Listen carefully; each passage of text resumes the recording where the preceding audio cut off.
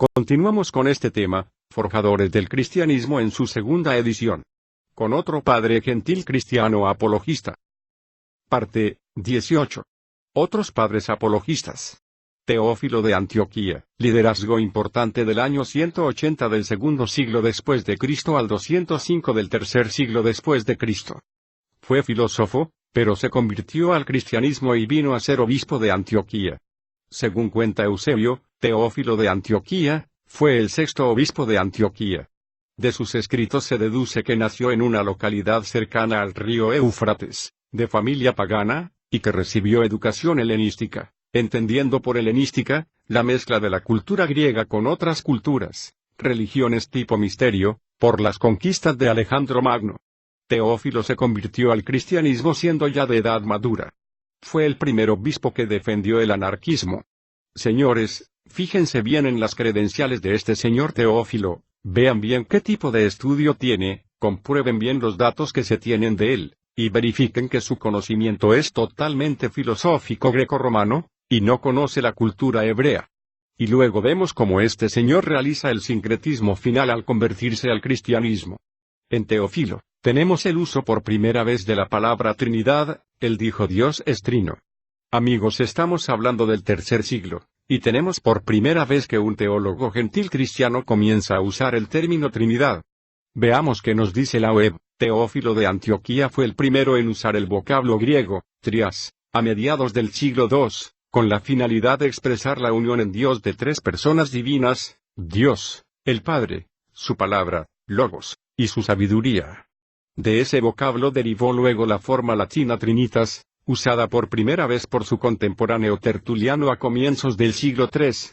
Es el primer autor cristiano que distingue entre el Logos en diacetos, y el Logos proforiscos, el Logos interno o inmanente en Dios, que estaba en este antes de la creación, en diacetos, y el Logos emitido o proferido por Dios, emitido para realizar la obra de la creación del mundo, proforiscos.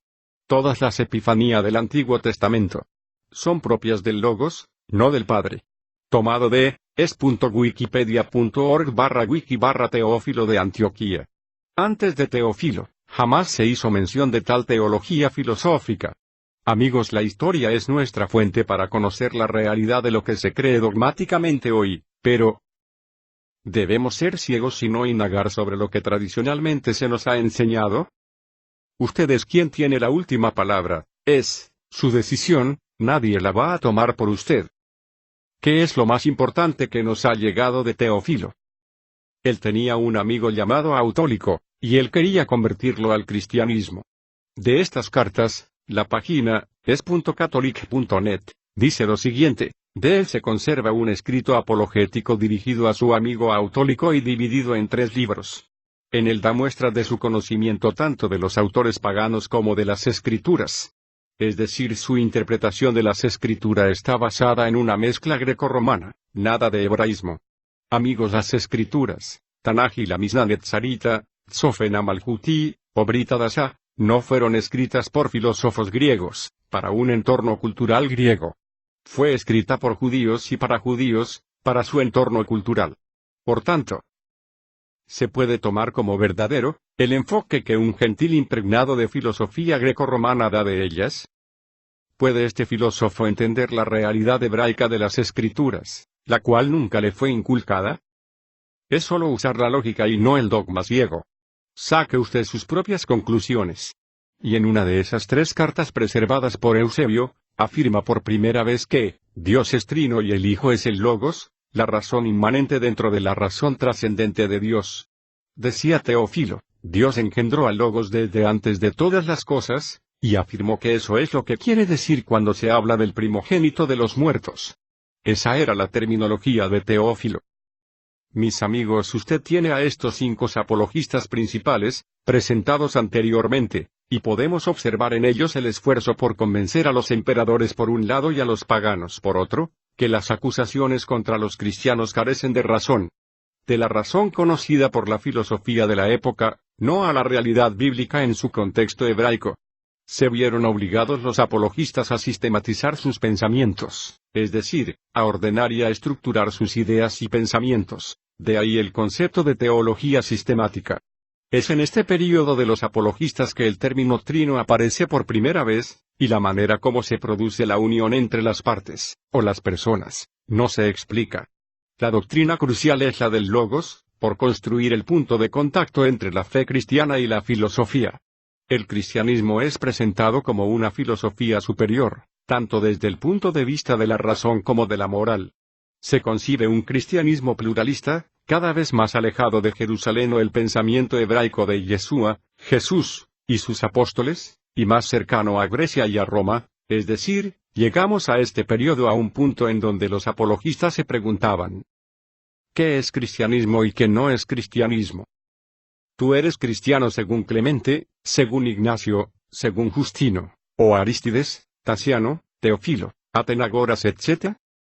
Pregunta que aún sigue válida: ¿es usted trinitario según Clemente, o Ignacio, o Justino, o Arístides, o Tasiano o Teófilo, o Atenágoras de Atenas?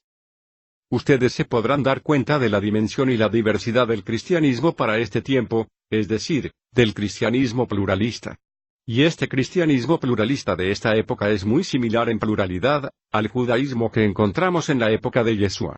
Con la única y radical diferencia, que ellos no usaron conceptos platónicos, estoicos, gnósticos, neoplatónicos, de religión tipo misterio, de Egipto, Media o de Persia, de la India, etc., para la exégesis de las escrituras.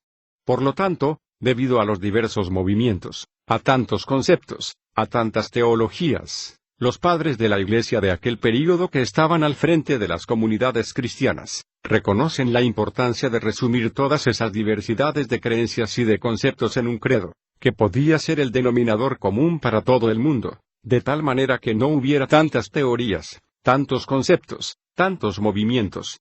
Y para resumir todo esto se requería un concilio, y este no es otro que el Concilio de Nicea. Ahora bien, el Concilio de Nicea no surge sino como resultado de un serio debate teológico que tiene lugar antes del concilio y que le sirve de entorno. ¿Cuál es ese debate? Entre el año 140 y 325 después de Cristo, es decir, de la mitad del segundo siglo, a gran parte del cuarto siglo, se dio en el cristianismo un período de intensos debates teológicos, que finalmente desembocó en la necesidad de establecer un credo, que pudiera unificar la pluralidad de ideas que ya era una realidad en esta época. Por lo tanto, entre los apologistas y los concilios, tenemos que estudiar la realidad de grandes figuras gentiles cristianas, que forman parte del debate teológico de donde proviene eventualmente la confesión trinitaria como la conocemos hoy día. En el próximo episodio, si el Eterno lo permite, otro gentil cristiano apologista que trajo más conceptos al cristianismo. Parte 19. Marción de Sinope. Saludos a todos. Salom. Elisa ben Medahim.